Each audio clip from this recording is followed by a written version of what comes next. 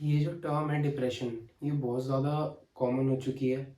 हमने इसको अपनी थ्रू आउट द लाइफ कहीं ना कहीं 110% सुना है। हो सकता है हमारे घर में ही इससे कोई जूझ रहा हो, हम खुद भी हो सकते हैं। बहुत बार हमें पता ही नहीं होता कि हमें डिप्रेशन है, लेकिन स्टिल हम उस चीज़ से फाइट कर रहे होते हैं ऑन अ डेली बेसिस। अब यही चीज़ अगर हम इकोनॉमिक्स के पर्सपेक्टिव से देखें तो कैन यू इमेजिन कि कभी इकोनॉमी, फिर चाहे वो इंडिया की हो या किसी और कंट्री की या फिर वर्ल्ड की, उसको कभी डिप्रेशन हुआ होगा? सो बेसिकली डिप्रेशन है क्या? डिप्रेशन एक तरीके से आसान भाषा में बोला जाए तो आपका माइंड जब फकअप हो जाता है बिल्कुल, when you are not able to understand simpler things, और आपके इमोशंस या तो बिल्कुल रुक जाते हैं या फिर वो ओवरफ्लो होते रहते हैं और आप उन सब पे कंट्रोल खो देते हो। दैट इज़ डिप्रेशन अगर हम बायोलॉजिकली सोचे तो। और ये बहुत लंबी टर्म है, मैं कोई स्पेशलिस्ट नहीं हूँ, लेकिन जितना मुझे पता है उस बेसिस पे मैं बोल रहा हूँ, या जितना मैंने ऑब्जर्व किया है। I may be right, I may be wrong, लेकिन मैं इतना ही समझ पाया हूँ कि ह्यूमंस में डिप्रेशन अभी तक मैंने इतना ही देखा है। रही बात इकोनॉमिक्स की, तो इकोनॉमिक्स में जो जो लोग इकोनॉमिक्स कभी ना कभी पढ़ी है या गो थ्रू करते रहते हैं, शौक से पढ़ते हैं, या स्टूडेंट इकोनॉमिक्स के, उन्होंने 1000% द ग्रेट इकोनॉमिक डिप्रेशन के बारे में ज़रूर पढ़ा होगा। और उस टाइम ना ही सिर्फ India, USA, France, Russia, Ukraine, कोई भी कंट्री हो, जर्मनी, कोई फ़र्क नहीं पड़ता, उस टाइम पूरा का पूरा वर्ल्ड डिप्रेशन में था। पूरे वर्ल्ड की इकोनॉमी डिप्रेशन में थी। कैन यू इमेजिन कि ये कितना ज़्यादा खतरनाक था? हमारे एंसेस्टर्स ने कैसे फाइट की होगी उस चीज़ से, जाने अनजाने। हर कोई तो इकोनॉमिस्ट नहीं था उस time. Of course economist front line में खड़े होकर लड़ रहे थे उस एपिडेमिक से, या पैंडेमिक कहूँगा उसे, या कुछ भी आप उसको टर्म देना चाहो दे सकते हो। लेकिन द थिंग इज कि कैन यू लिटरली इमेजिन कि हम इससे कैसे उभरे? कभी हमारे क्यूरियस दिमाग में क्वेश्चन आता है कि एग्जैक्टली ये चीज़ है क्या? सो आज की वीडियो का पर्पस यही है कि इसी को अच्छे से समझते हैं। सो बेसिकली ये जो स्टोरी है ना, ये शुरू होती है बैक इन द डेज 1914 में, जब वर्ल्ड वॉर वन शुरू हुई थी, या हम ये कहें वर्ल्ड वॉर वन चल रही थी, इन द प्रोसेस थी। तो वर्ल्ड वॉर वन ने इतनी केओस मचा दी थी दुनिया में। पहली बात तो जो लोग थे वो बहुत ज़्यादा फ्रेंडली नहीं थे ऐसी वॉर्स से। हाँ, उन्होंने देखी थी वॉर्स, उन्होंने कॉन्फ्लिक्ट्स देखे थे, लेकिन इतने मैसिव स्केल पे वॉर कोई इंसान सोच भी नहीं सकता था कि ऐसा सच में हो जाएगा, लेकिन वो हो गया था। तो वर्ल्ड वॉर वन से जूझते जूझते ना लोग पागल हो गए थे बिल्कुल, और गवर्नमेंट्स गिर गई थी। और इससे क्या हो गया, जो एक नॉर्मल सी बात है, हम रोज़मर्रा की ज़िंदगी में कुछ चीज़ें खरीदते हैं, और अगर हम वेंडर्स हैं तो हम कुछ चीज़ें बेचते भी हैं। इस सब पे इफ़ेक्ट पड़ा on a very large scale.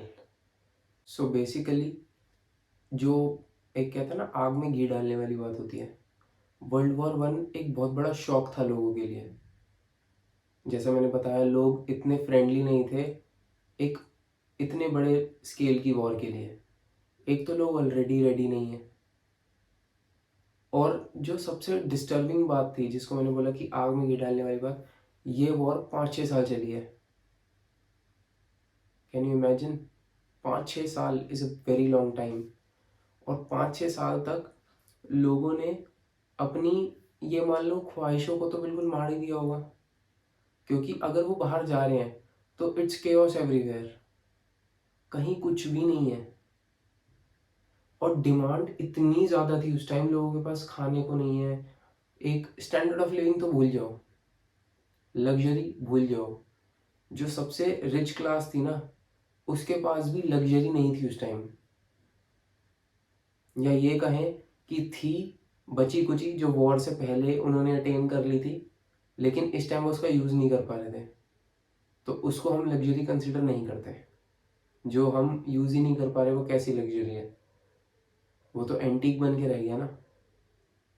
For example, अगर मेरे पास रोल्स रॉयस है और अगर मैं उसे चला ही नहीं पा रहा, तो वो तो मेरे घर पे शोपीस की तरह खड़ी है फिर।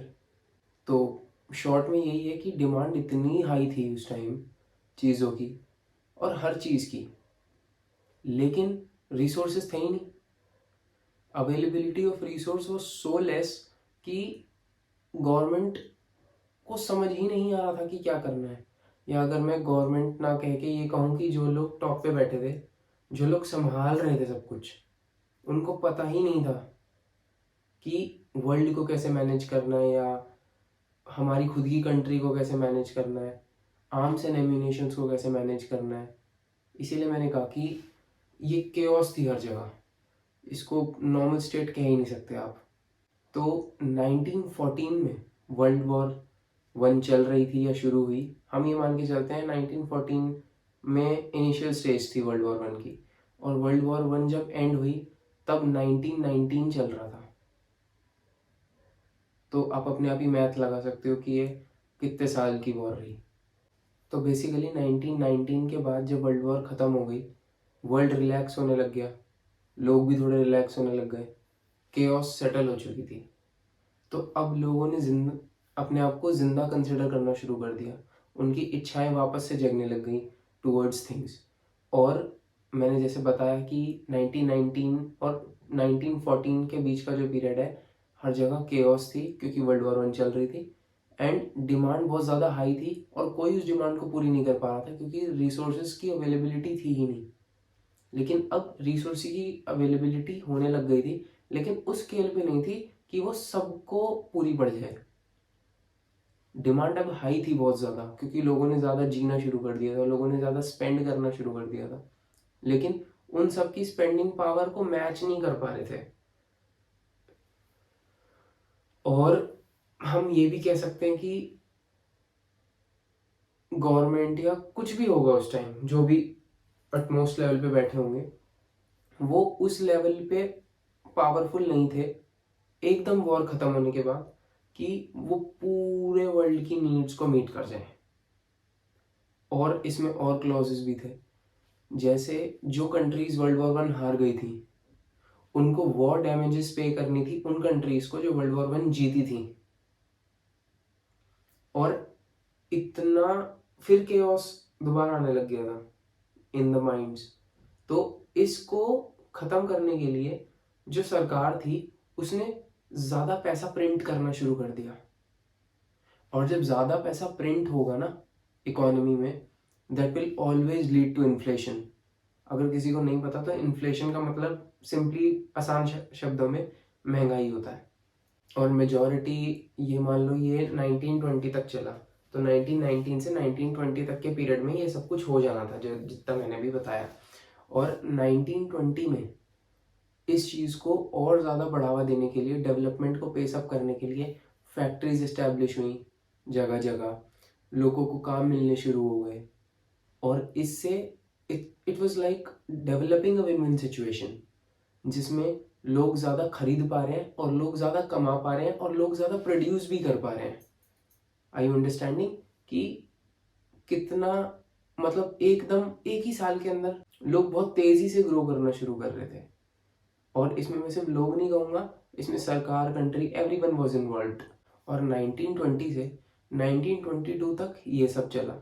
लोगों ने बहुत पैसे कमाए, सरकार ने बहुत ज़्यादा पैसे छापे, बहुत ज़्यादा फैक्ट्रीज इस्टेब्लिश हुई, एक ऑल इन अराउंड हर जगह ग्रोथ दिख रही थी सबको।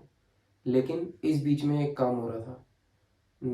1922 तक the world was in a state of hyper inflation, और वो इन्फ्लेशन वॉज मोर देन 50%। और ये इतना इविल है, ये सिर्फ इकोनॉमिक्स के ही स्टूडेंट समझ सकते हैं कि कितना ज़्यादा इविल है और डेंजरस है for a country.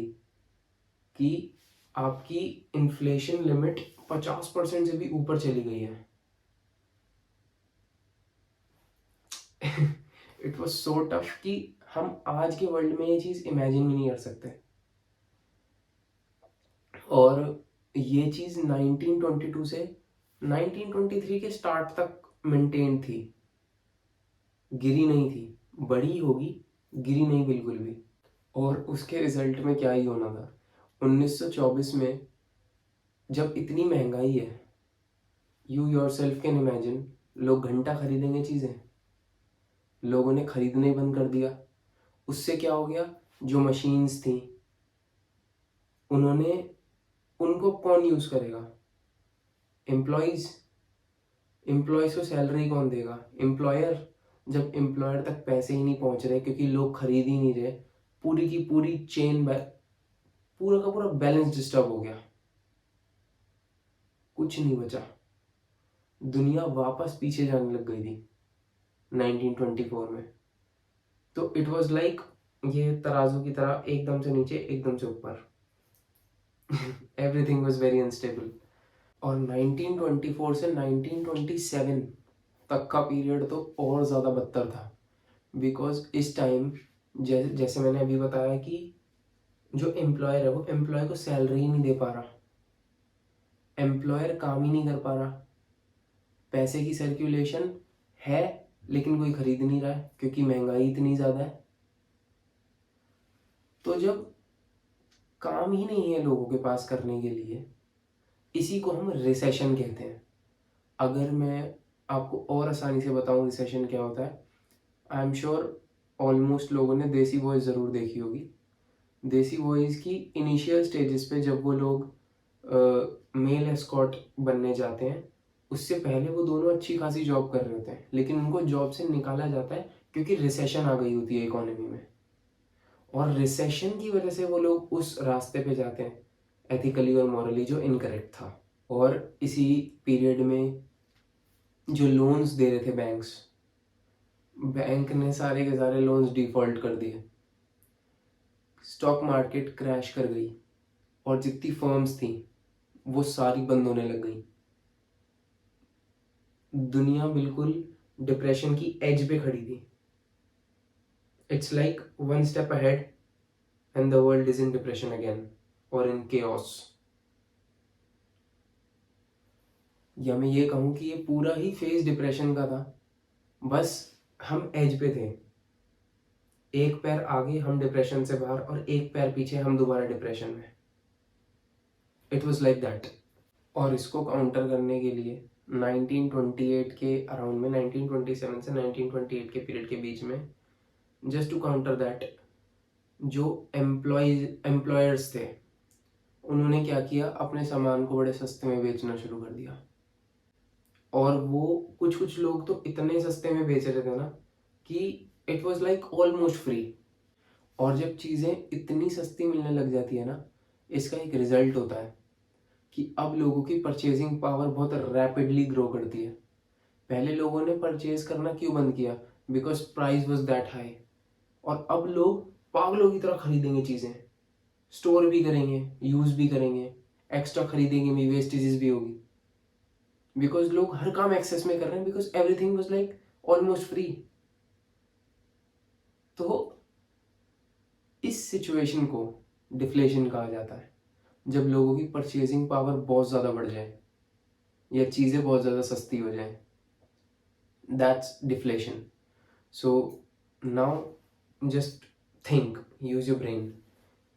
Recession already चल रहा है, and now we enter into a state of deflation. Add them up, deflation plus recession equals to depression. That's the story. और या मैं ये कहूँ that's the whole point of this conversation या इस वीडियो का। And 1928 the declaration. 1928 में the world was facing, या मैं ये कहूँ जो लोग कंट्रोल कर रहे थे ऑलमोस्ट हर चीज़, they got aware that we are in a state, या world is in a state of hyperdeflation plus recession. That's how depression is born. और ये स्टोरी यहीं तक की नहीं थी. 1928 से 1933 तक this thing continues. Can you imagine? Almost 5 साल ये चीज़ टिकी रही. और ये सिर्फ एक जगह तक सीमित नहीं थी, ये पूरे वर्ल्ड में फैल गई थी. एक एक कोने तक पहुंच चुकी थी ये almost. And this is why जो इकोनॉमिस्ट थे या स्कॉलर्स थे उन्होंने इसको टर्म किया the great economic depression. So that was the story of the great economic depression. I hope you like it, you learn something. Piece.